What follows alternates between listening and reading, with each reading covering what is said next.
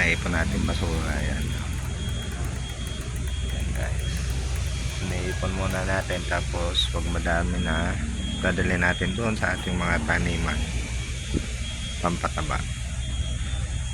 So guys, so ito yung nililinisan natin tuwing umaga.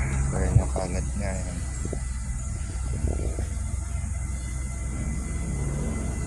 So ayan, nagagaling nga sa puno na to.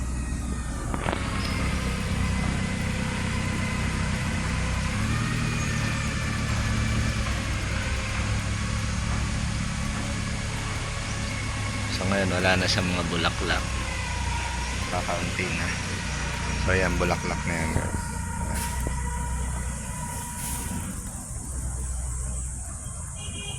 Ito guys, pakita ko sa inyo sa namin tinatapon yung mga damo.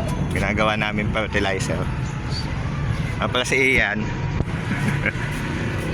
Ang aking kabady.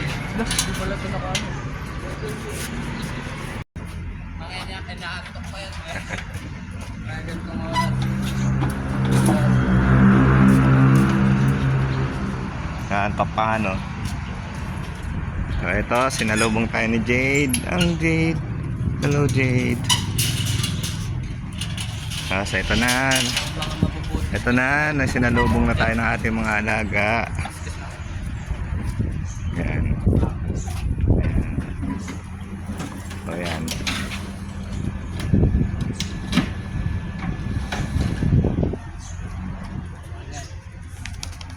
Alaga natin eh, no?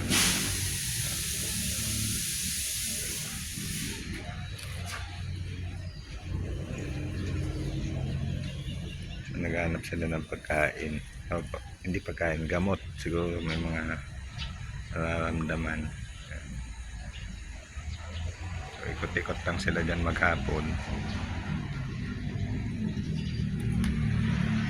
Si Jade, tulog pa si Jade. So ito yung mga halaman natin, yung kangkong. Yung patola, namumunga na siya. Ayan. Ayan, patola. Napakaganda. Ayan, haba na. Ito may malaki-laki na. Ayan.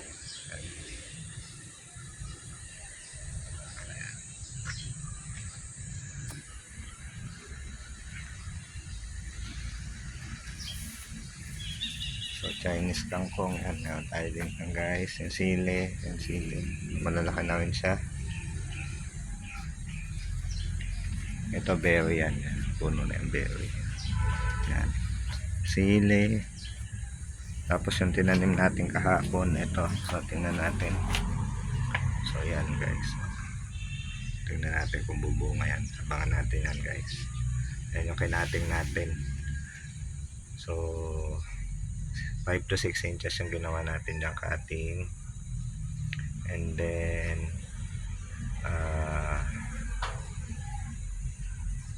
abangan natin kung mag-ugat. Yun lang guys, thank you.